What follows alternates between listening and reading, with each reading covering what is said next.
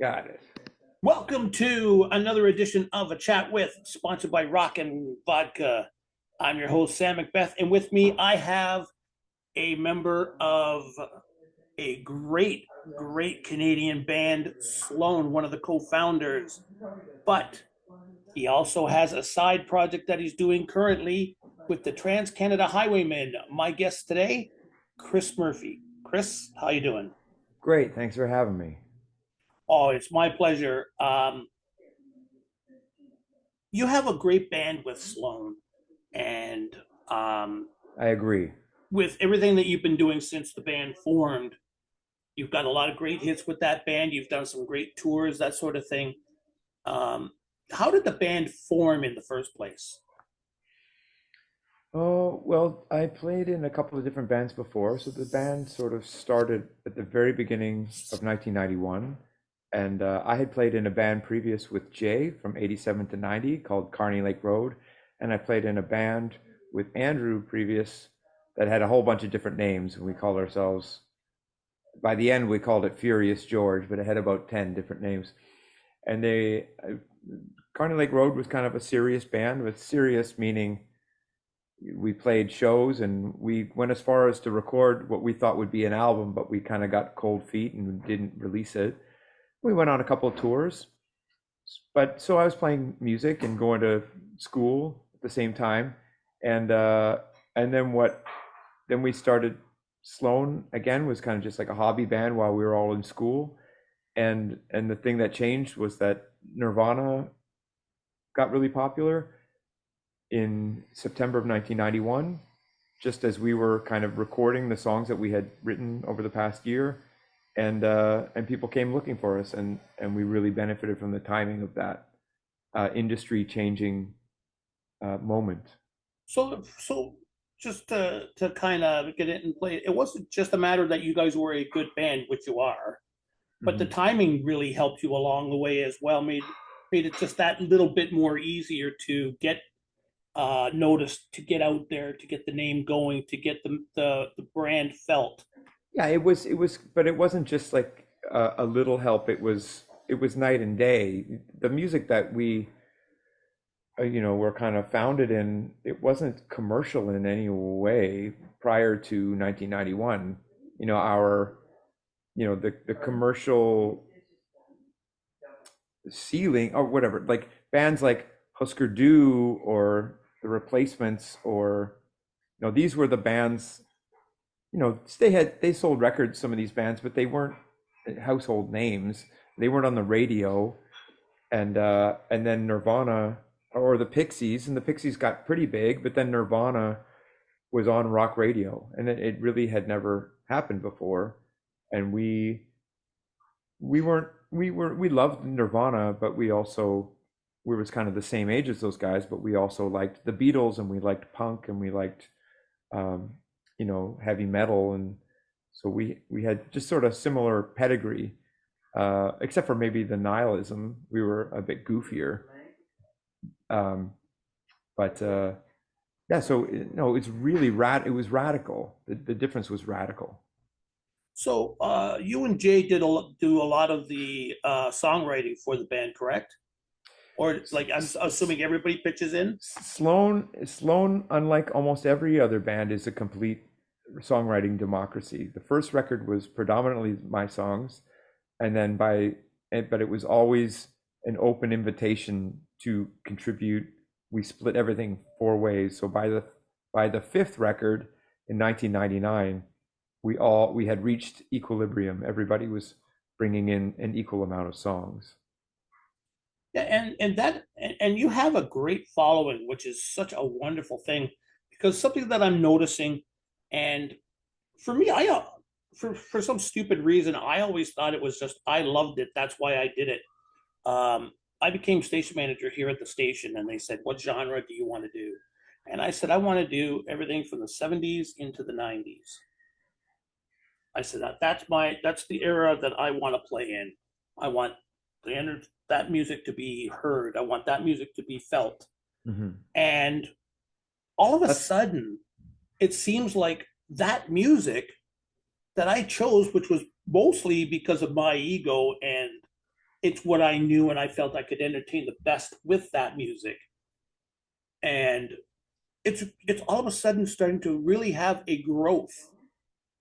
And it's bands like Trans-Canada Highwaymen, which we're going to get to in a second, Yep. that are helping to bring that music back to life.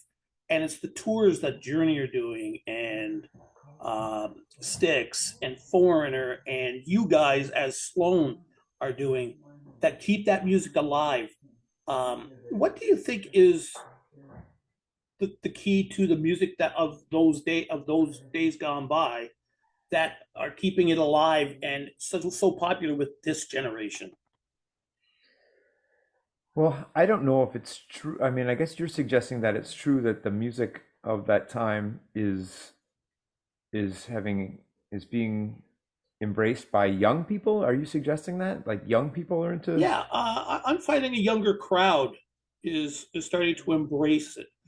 There's a band out there. They're from Russia. They're called Leonid and Friends, and they are a Chicago cover band, Wow. and they are phenomenal. I mean, these guys are great, and that is their influence. And they're touring the U.S. and selling out shows constantly, and their audience is in around the 20, 25, 30-year old range. Great. So so that's just one example. And I think that with Journey and all them going out, they're getting their fans, and their fans are bringing their kids Well, to the shows. we are finding that. So, I'm 55, so people, some people kind of drifted off, in the 2000s, people my age went, they weren't necessarily going to clubs every night, or they had families or these kinds of things. But not, and we were really determined to be an all ages phenomenon in the early days. But then we came to be 30 years old, and we thought, well, maybe we don't need to be all ages. I don't want teenagers at these shows with 30-year-old people. But now it's in the States, we sometimes play these shows that are all ages, and there are a lot of teenagers there that have been essentially indoctrinated by their Sloan loving parents. But it's fun to be all ages again, because let's just say we're cheaper than babysitters, certainly in the States. The ticket price is cheaper than the price of babysitter if you have more than one kid. Yeah, no But kidding. I mean, the music talking about from the 70s to the 90s, and I would add for myself, like the 60s, like that's the music that I'm interested in. I kind of become disinterested in music after 1995.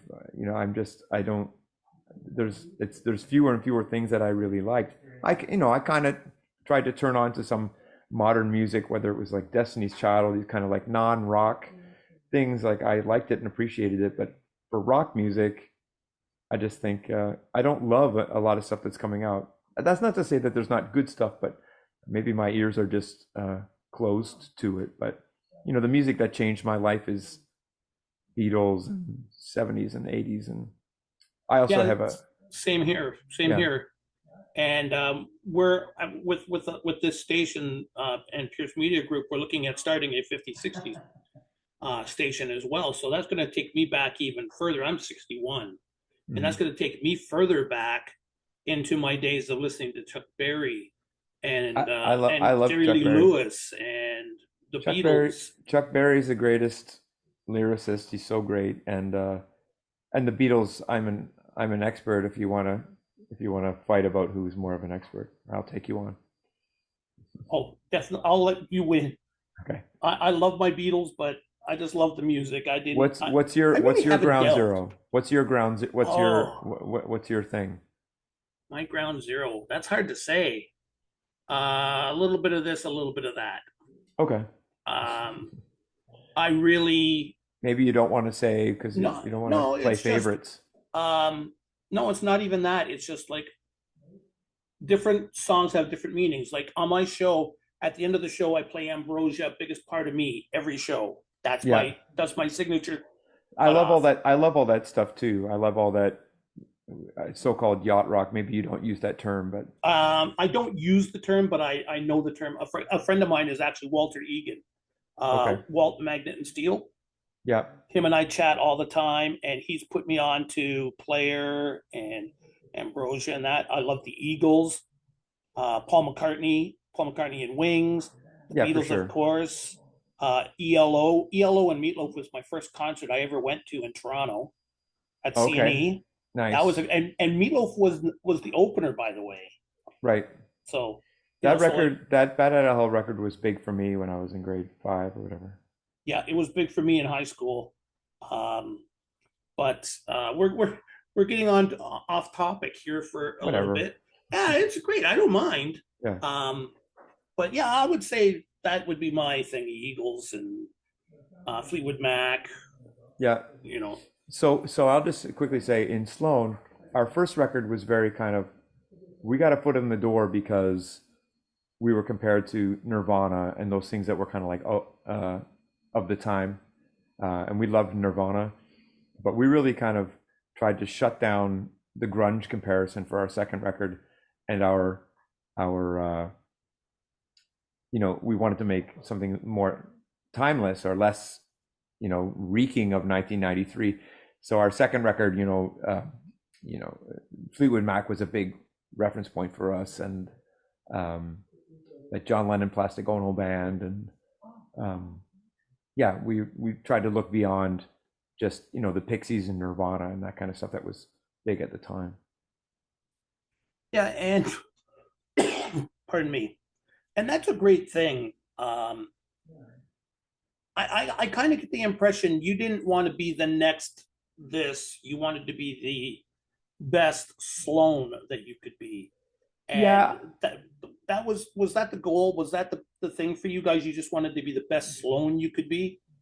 I mean, of course, what I think our mission statement is just that the band was sort of started as I was kind of the main guy in the band, but I really it's the mission statement was that it's like everybody can write songs if you encourage them.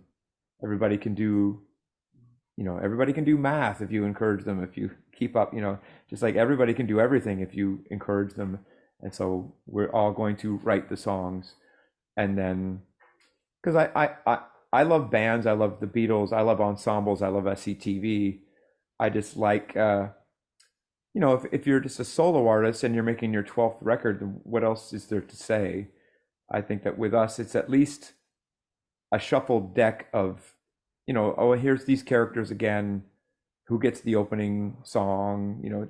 There's at least that ability to change it record over record. And we've added different things to our palette. I would say maybe we had kind of added all of our tricks by the year 2000. But then we added Gregory McDonald as a dedicated keyboard player, and he's even more musical than we are technically. So our records in like the 2011 on became a little bit more orchestral and ambitious. We started out as essentially an ambitious garage band, and now we can kind of do anything, and nobody's ever told us what to do. We just do just we just have to put up with each other, and but we are a democracy in a way that, for instance, our record that came out in 2014 was a double record where each of the four of us had a side of the record. I was one side, Jay was another side, but no other band could do that. It's I mean, Kiss did it. Kiss did solo records, which were sold separately, which was the reason basically that they started firing members. But ours were sold together as a double record, so we didn't have it so that one guy was selling and the other guy wasn't. But um, where in my mind, the Kiss are the heir to the Beatles throne of the sort of four recognizable faces. All the Beatles, all the members of Kiss, and I wanted it to be so that you would know all the members of Sloan if you were a fan, and theoretically people could have different favorite, and it's sort of worked out that way. And obviously we didn't affect culture the same way that the Beatles and Kiss have, but if you're following along, we have some fans that are interested in what we do and what we're going to do next, and for that I feel fortunate. What is next for Sloan? We I've just tarted up my garage in a way that we can play in there and rehearse and record. So I hope to get those guys together January, February and see what we want to do. Awesome. And now, Sloan isn't the only thing that you do. You That's right. also have another project, which is the reason that we're doing this interview, and Yeah. that is a project that you're doing with Stephen Page, formerly of the Bare Naked Ladies, Yes. Mo Berg from The Pursuit of Happiness, Yes. and Craig Northy. Northey from From The Odds. exactly. Yeah. And you guys are known as the Trans Canada Highwaymen. You were formed in 2016. What was the reasoning behind the original formation of the band? Was it just a side project? Have some fun, maybe Yeah. do a show, and maybe make have a little bit of downtime. We thought it would be more of a theater show at first, where we would come and tell stories about our shared experiences, or maybe when we met, or um, and also play each other's songs. So we just play as a four piece. So I mostly play the drums. I play bass mostly in Sloan, but I do play drums in Sloan sometimes. I'm the second best drummer in Sloan. I'm the best drummer in the Trans Canada Highwaymen. When I sing in Trans Canada Highwaymen at the show, those guys take turns playing drums for me, and each is worse on the drums than the next. But yeah, so it started out as a sort of theater show where we had some visuals, and there was some voiceover, and um, but I always kind of thought that it was just like a fun club act. We're just like a Yeah, rock band. We just play each other's songs. Everybody bring your four killer songs, and we'll make a 16 song set of undeniable, all killer, no filler. Uh, and so we've done some of that since 2016, as you say. And over COVID, we decided to make a kind of KTEL inspired record, covering early 70s, including some late 60s Canadian CanCon, everything from April Wine to Guess Who, that kind of stuff. Uh, for our part, partly so that we exist on streaming platforms because we didn't have a record together. So, what is Trans Canada Highwaymen? I can't even look them up. I don't see them on Spotify or whatever. So, this is a way that we can exist on streaming. And it's easy to put together a record of covers because you don't fight about arrangements or anything. They're all predetermined. So, and we it's and we like to think that in a small way that each of us has contributed to the Canadian songbook with our own songs, and this is us sort of paying tribute to songs that we love earlier in the songbook. Anyway, it was a and fun project to do. the whole KTEL thing just takes me right back. It takes me back to I used to have a collection of KTEL albums, Of and course, I'm yeah, me sure too. it was like a rite of passage for me when I was able to buy my own albums. It had all my favorite songs on it, and they were fun to collect. And um, you guys are doing basically the same thing. And the thing about this album that I love is, like you said, it pays homage to a lot of the great artists. Uh, like you said, the April Wine, Guess Who, um, the Stampeders, Yes. Lighthouse, Yep. Paliarulo, um, just to name a few of the bands that are on there. And how was it decided who sang what? Like, was it you all pitched in like these are my favorite five songs, these are my favorite five songs, and then you as a group said, okay, well we'll do these songs. Chris, you sing these ones. Craig, you sing these ones. Mo, how about you do those ones? Type deal. Kind of. The only thing that I really tried to force those guys to only choose songs up until 1975, so that because a lot of them were saying, oh, we could do this song from 78 or this song from 82. I was like, no, it has to end at 75 so that we can call this volume one. And if we get any traction, we can do volume two. So I knew that I wanted to do Loving You Ain't Easy. We were doing that song as a cover as far back as 2016. I've always loved that song.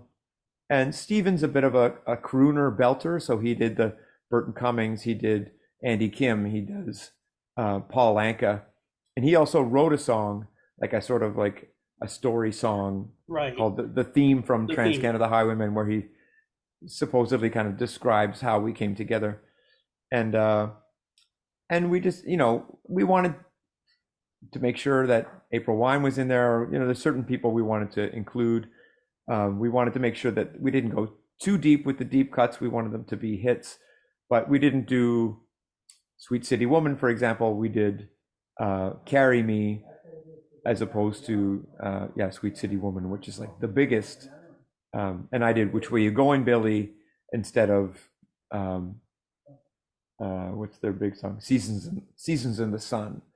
Um, anyway, we just did songs that we liked. But as I say, they wanted to do certain songs from later, but I said no, it has to end in 75, and then we can do subsequent volumes. Now, the thing I love about this album is the album cover is awesome. But what I Yeah, love about the album is the various formats that you can get it in. right. That is so cool. You can get it in Well, vinyl, you can get it digitally. How else can you get it? you can get it on cassette, you can get it on CD, we were calling compact disc because when those KTEL records were kind of coming to an end, CDs were new and they had yet to be nicknamed CD. They were compact discs. I did make an 8 track. I didn't really make it so that it's a working 8 track, but I had an 8 track. I scraped the artwork off, and my sister printed me off at her school that she works at, a sticker that I could put on. So I have what looks like a working 8 track, but it's not real. But we also made a 17-minute infomercial, I've seen it. and it's excruciatingly long with all kinds of stilted dialogue, but we're just laughing the whole time making it. Yeah, it shows the lighter side of you guys, and it really shows the fun that you guys had in doing this project, and it gives me a feeling that you guys are like that in your show as well, and it's great to see that you guys have been announcing all kinds of different shows that are coming up across Canada. And Yep, I more to understand come. that you are announcing a show in March in Toronto, a second show. You started off in Toronto with this album, and now you're gonna Yeah, do another show. I believe it's March 30th. that's Tell us exactly about right. that. Yeah, we just wanted to play a small show, and we're friends with the people that run the Horseshoe, so we wanted to have something in place to sort of celebrate the fact that the record is out. The record came out in October, and we wanted to, I've just been away and too busy. We should have done this a couple of weeks ago, but we wanted to play a little show, and we just played the other night at the Horseshoe, and it was a triumph.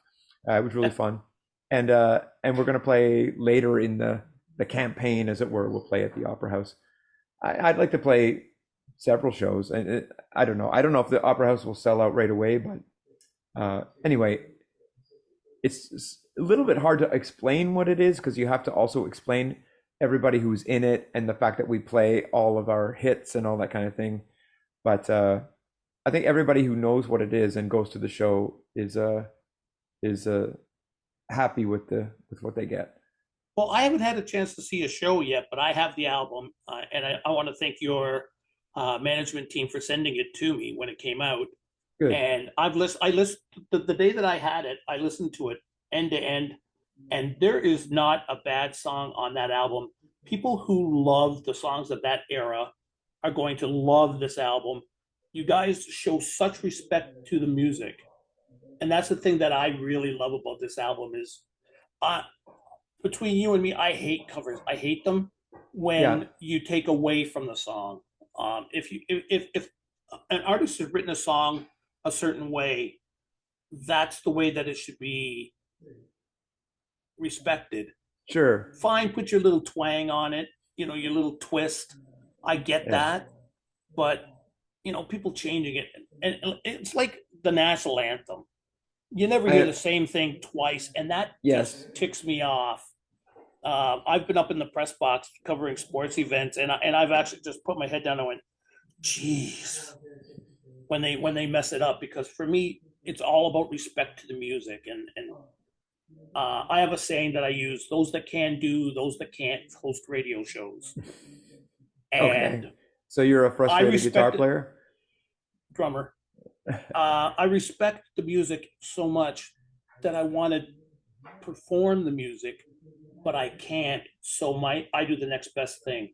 I play your music with my feeling to Right. my listeners, and I hope that they embrace it, and they do. And Cool. it's because of guys like you and Steven and Mo and Craig and Paliarulo and Andy Kim that have made me the success that I am. And I can never ever thank you guys, the Canadian rock era of the 70s through the 90s and back into the 50s and 60s for the friendship that I'm gaining talking to all the different artists and the music that has helped me to make thousands of friends through my radio show. And for me, if I can make one person happy, I'm happy. Well, I was going to say like our show is almost like because we still play mostly our own material. So, just play I'm an Adult Now by Pursuit of Happiness and Someone Who's Cool by The Odds and Brian Wilson, um, that Steven sings, it's originally Bare Naked Ladies and whatever song of mine, Underwhelmed or Rest of My Life. So that's mostly what so on the one hand, on the one level, we're celebrating those songs, which there's a certain amount of nostalgia for that. But then at the same time, we on the stage are nostalgic for these other songs that are even older. So it's almost like this, like it's like a double. It's like nostalgia squared, or like almost like a voyeuristic nostalgia. You can see us being nostalgic while for the music that we loved, while you're nostalgic for the music that we made or whatever. Exactly. Yeah. And that's a great thing about your shows. Now, how can people get the album? I imagine it's just in record stores. It came out on a label called Pheromone, and they put it in stores. I would imagine it's in regular stores, certainly in Canada. I don't know about in the States and or elsewhere. And or you can go to the TransCanada Highwaymen.com or .ca or whatever it is, and there would be a link that you can order it through mail order. But then you have to get into paying postage and all that kind of baloney. But I think it should be in most record stores these days. And that's great. And after we finish chatting, I'm going to play um, "Carry Me," which is a song that you're the lead on with, along with and Stevens there as well. Yeah. Tell me, how did that song come about? Carry Me, I only knew from a Stam Peters kind of compilation record that was advertised on TV all the time. So I never knew the whole song. I just knew the fragment of the song from the commercial. So it was like, "Carry me home to Birmingham. Oh, my lady, there will be time for reflection and for play. Baby, you're a minstrel gypsy." Like I just know all those sections of the song. Yeah, So I didn't know the whole song until later in life. But it was like a duet, and because it's Craig and Mo and Steven and me coming together from different parts of your brain, I wanted to have at least one example of a kind of true duet between me and one of the other guys. So and Steven's such a great singer, and it was fun to sing with him.